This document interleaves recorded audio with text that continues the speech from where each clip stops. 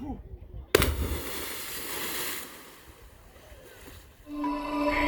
is up, guys? So to start out this video, we're at a pretty sick location here at a rock quarry, and right here on the edge of the cliff, just jumping some cliffs, getting out, enjoying the weather.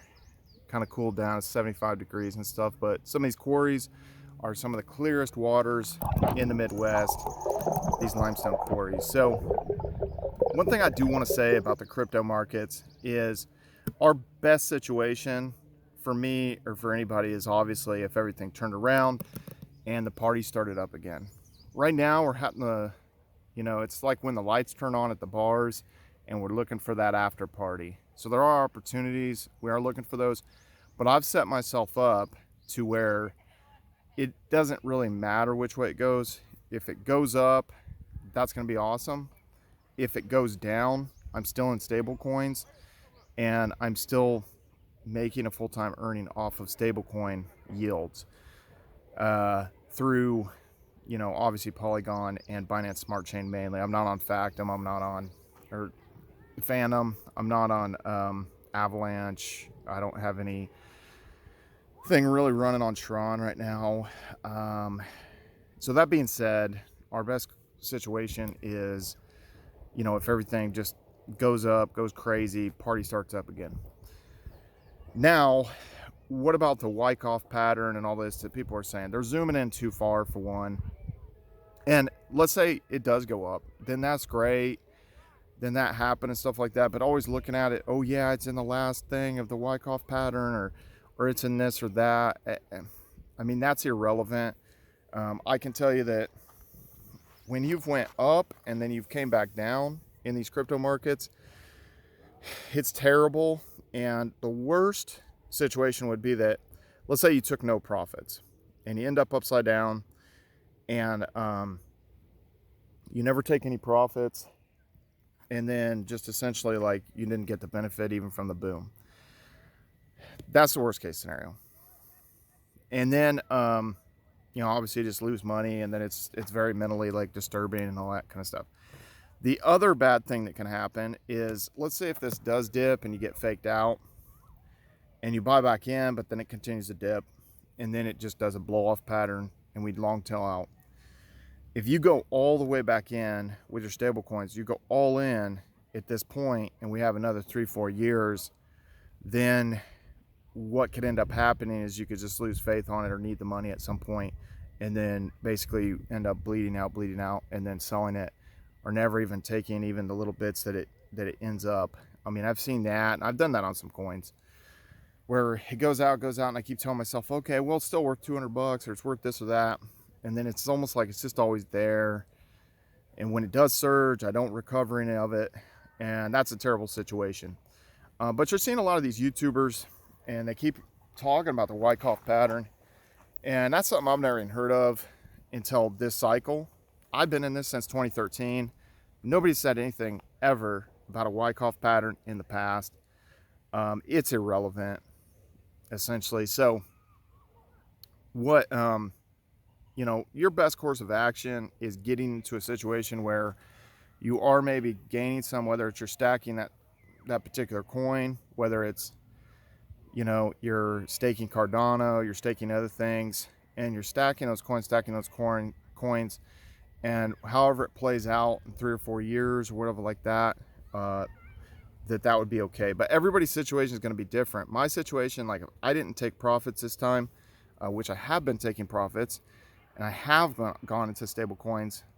But for me, even if I just cashed everything out, like even to a bank account, I would be better off doing that than riding this thing back down and having to wait for the next bull run, if that was in 3 or 4 years, if it doesn't happen in the fourth quarter. So everybody's situation is different. Some people are just looking at it like, okay, they knew they weren't going to make big money this time, and they're just going to accumulate, and they're just going to wait for that next ride, and that's their play. Some people are just hell-bent. Yeah, we're going back up. We're going to hit 100,000 by the end of the year, and I sure hope we do.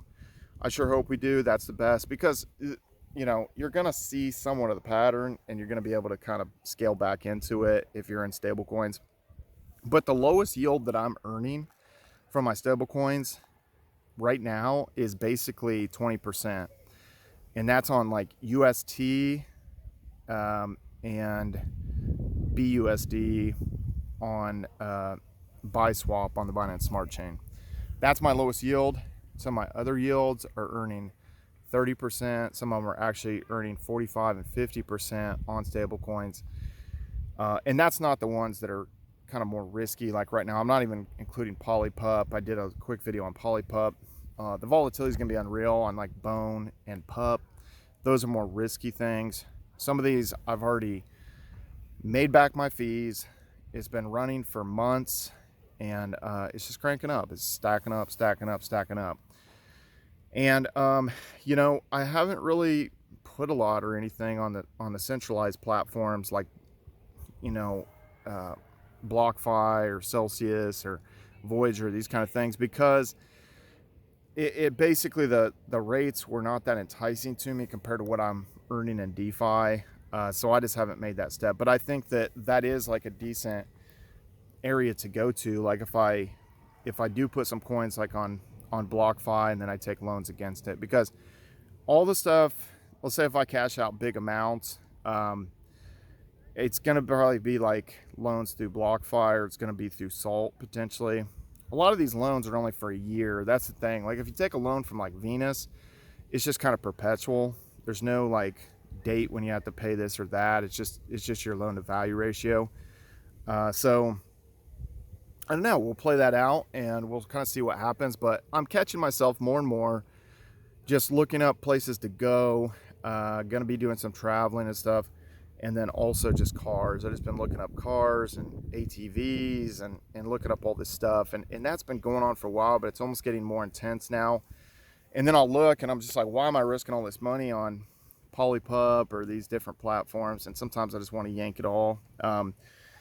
Yeah, you know, so that's my feeling. Maybe you guys go back and forth like that too, where you just kind of yo-yo back and forth. But as long as, again, this stuff's paying me a full-time living on DeFi. But one of the things you have to watch out for, if we are into like a bear market, suddenly on some of these platforms, the incentive to do a rug pull becomes greater than continuing to run the platform. We have to worry about that. So that being said, you know, spread out wider or start to spill it in, just waterfall it into these centralized platforms like BlockFi, and realize you're not going to earn as much. But you know, that's just that. Coinbase did mention that they are going to, you know, open up a thing where people have like a long-term savings account in USDC and it'll earn 4%.